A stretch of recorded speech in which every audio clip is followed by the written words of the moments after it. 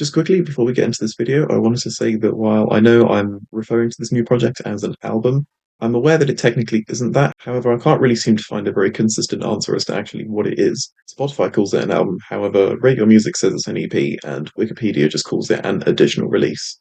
So, for the sake of making my life easier, and also because it is an hour and a half long, I think that it's still completely appropriate to refer to it as an album. So with that being said, let's get on with the review. Hello lovely people, welcome to Ari Talks About Music. I'm Ari, and today it's time for a review of this new Ethel Cain album, Perverts. Coming off of her fantastic debut in 2022, Preacher's Daughter, which is just a really nice kind of pop rock singer-songwriter album. Perverts takes a much more unexpected direction, going more into drone and really much darker ambient music. I can't say that I saw this massive sound shift coming from Ethel Cain, however, it does actually work really well, and she has created a genuinely great project. This is absolutely some of Ethel Cain's darkest work yet, with moments on this album almost sounding disturbing, and as a whole, this album does have a fantastic atmosphere. The opening track, Perverts, has these really nice muffled vocals in the beginning, that very quickly lets you know the direction it's going in, and really just kind of going straight into the drone after only a couple of minutes, and then just continues with some really nice, very almost haunting sound effects that just kind of go on for the rest of the song,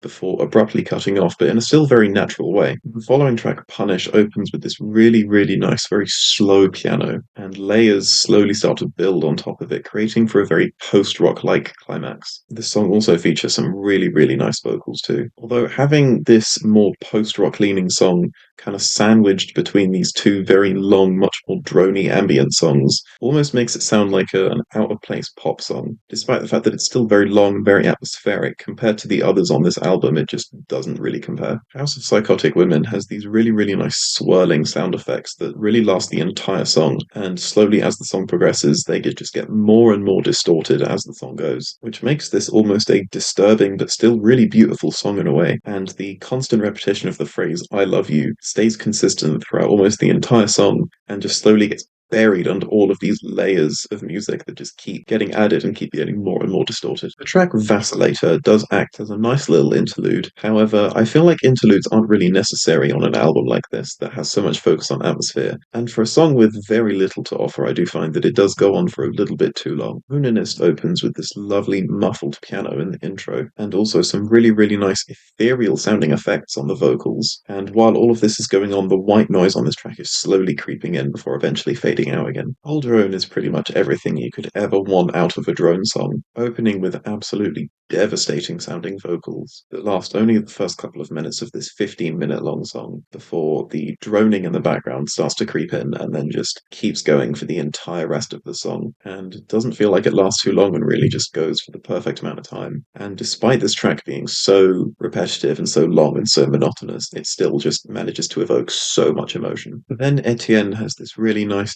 deep sounding piano that just sounds great coming off the previous track. The track That Torture really just feels like it has very little to offer, with this very uninteresting and boring droning. And, obviously I get that that's the point. The genre is literally called drone. However, as we've seen on previous tracks on this album and just other drone albums in general, it doesn't have to be boring, but this song just really doesn't feel like it has anything to offer. Although I will say that the distant vocals do sound quite nice. And finally, the closing track, Amber Waves, is just a really nice way to end the album, having a slightly more post-rock oriented song structure, although without any epic climaxes, which just leaves you with this really chill ambient song to close the album. The long outro features this really nice calming guitar that really just feels like it's inviting you to reflect on everything you've just listened to because of how intense and emotional this album is. And so I will warn you now, anyone looking to listen to this album, it is absolutely not for the faint of heart, both sonically and lyrically. This album is both beautiful and devastating, and I really think that with just a little bit more polish and slightly better pacing, that this is a fantastic direction for Ethel Cain to be taking, and it really makes me look forward to what she has in store next for us. And so for that reason, I'm going to give this one a 7 out of 10. Thank you so much for watching this review. Please be sure to listen to this album yourself and share your thoughts below. Please leave a like if you liked the video, leave a dislike if you didn't like the video, and remember to stay hydrated.